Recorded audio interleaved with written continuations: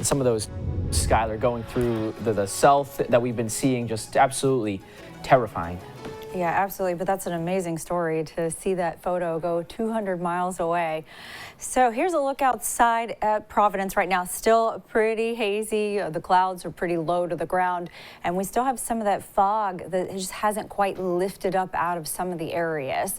So let's look at what these visibilities are looking right now. We can kind of see some of these little pockets where the visibility is just really nothing. But now we're starting to mostly clear up for the area. Most of us have pretty good visibility, except for a couple places around Providence. Satellite and radar, we're looking at some of these temperatures. We're really struggling to warm up today. That cloud coverage has just stayed right over us and hasn't quite lifted up and let the sun come through, so we can start to warm up today.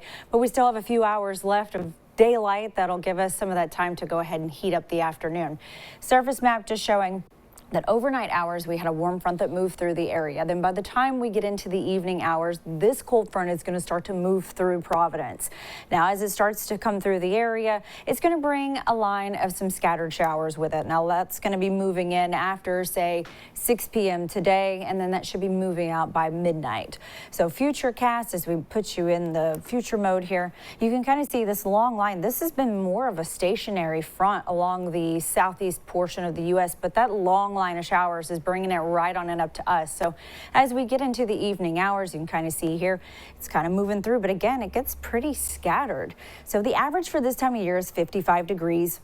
And we set a record in 1921 for 81 degrees. So the temperatures currently around the area, again, we're just not warming up right now. 55 in Smithfield, 54 in New Bedford. So a lot of us seeing those 50s right now, but we will get up there. So 7-day forecast. So our high for today, we're looking about 65, but if you're along the coastline, you're only going to see those upper 50s for your high today.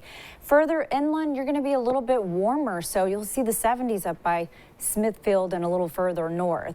For tomorrow, because we have that cold front moving through overnight tonight, we're only going to warm up to about 57 degrees for tomorrow. Moving into Saturday, not as warm, a little bit cooler, 50 degrees. By Sunday, we'll be at 52, but Monday we take a turn.